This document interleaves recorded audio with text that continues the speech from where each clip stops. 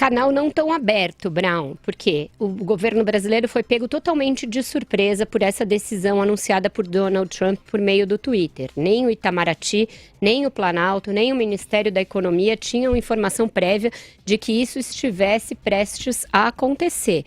Essa negociação foi feita no governo Michel Temer, essa que isentou o Brasil dessas sobretaxas no aço e no alumínio. Naquela ocasião foi importante a negociação feita pelo Itamaraty do governo Temer e agora não houve esse mesmo tipo de troca de informações. Não houve um aviso prévio para que o Brasil pudesse contra-argumentar e tentar evitar a notícia. Ela foi anunciada quando a decisão já estava tomada pelo presidente Donald Trump. E ele pode fazer isso? Pode. O Congresso norte-americano tem palavra ali, ele faz parte da definição da política comercial norte-americana, mas tem exceções em que o presidente pode determinar as medidas por ele próprio, sem consulta prévia ao Congresso, a chamada Section 232, que está sendo cada vez mais usada por Trump e foi usada nesse caso. Então, o Brasil, o que vai fazer agora? Tentar acionar esses canais de conversa, que não é um telefonema do Bolsonaro para o Trump, certamente, que vai resolver, tentar acionar algum tipo de negociação para assustar essa medida, porque o anúncio do Trump tem uma premissa equivocada. O Brasil não deliberadamente desvalorizou o real perante o dólar para favorecer as nossas exportações de produtos agrícolas, como o presidente dá a entender. E uma coisa não guarda relação direta com a outra, né? Se fosse o caso disso estar acontecendo e de prejudicar os fazendeiros e agricultores norte-americanos, como diz o Trump em seu tweet, a resposta poderia vir nessa área e não no aço, no alumínio. Então foi um pretexto claramente utilizado pelo presidente norte-americano para voltar com uma medida protecionista às vésperas da eleição.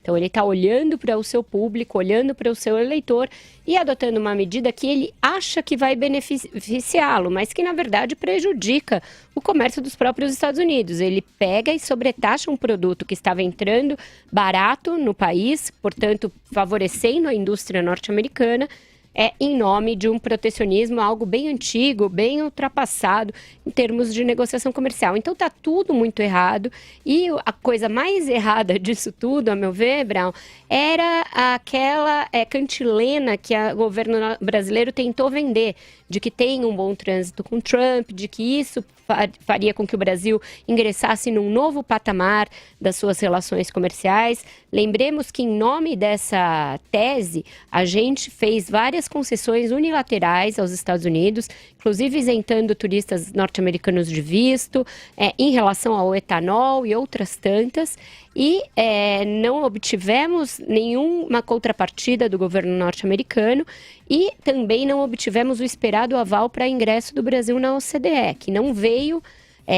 Havia uma possibilidade, a própria OCDE abriu a possibilidade de o Brasil fazer um fast track ali para ingressar na OCDE, e os Estados Unidos disseram que não, que naquele momento eles chancelariam apenas o ingresso da Argentina que já estava previsto. Então, esta suposta relação, esse suposto trânsito direto, amor, o que quer que seja, entre Bolsonaro e Trump, não tem nos rendido nenhuma vantagem até aqui, e pelo contrário, os Estados Unidos estão jogando pesado com a moeda do protecionismo e está tratando o Brasil nas mesmas condições, quando não piores, que a Argentina, por exemplo, que acabou de eleger um governo de esquerda.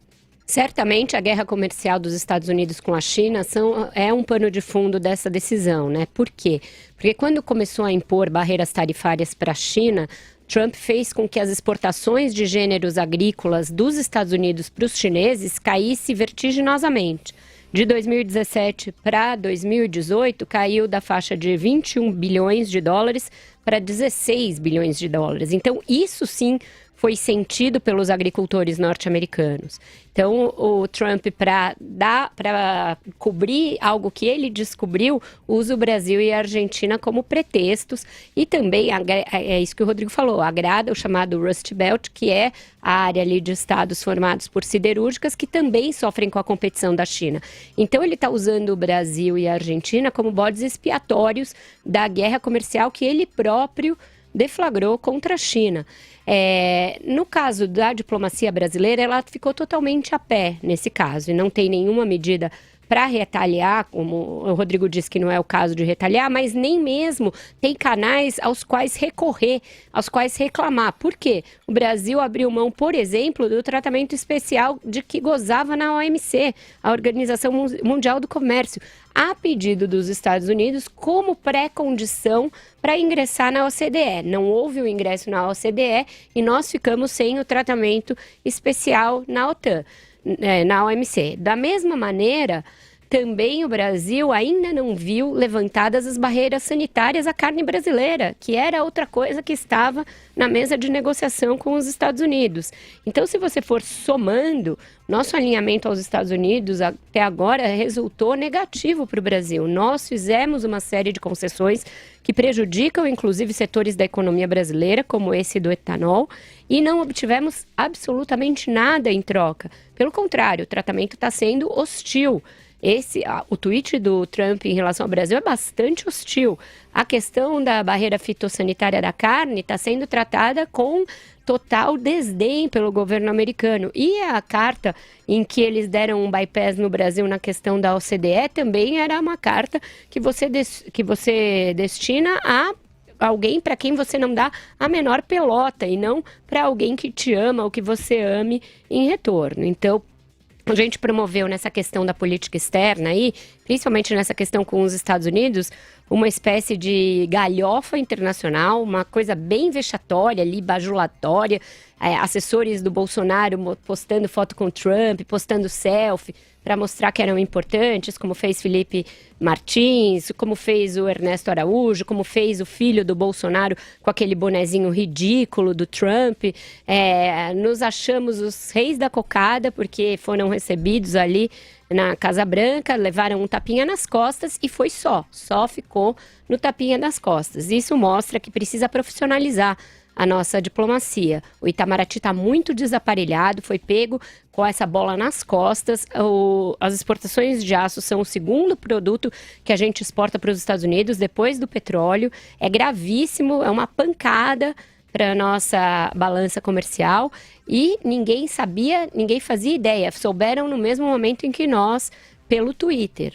Então, isso mostra que a diplomacia brasileira está muito ideologizada e pouquíssimo instrumentalizada do ponto de vista técnico. Isso é o que a gente vem falando aqui há bastante tempo. O mesmo Itamaraty, lembrando, há um ano conseguiu evitar que isso acontecesse no governo do Michel Temer.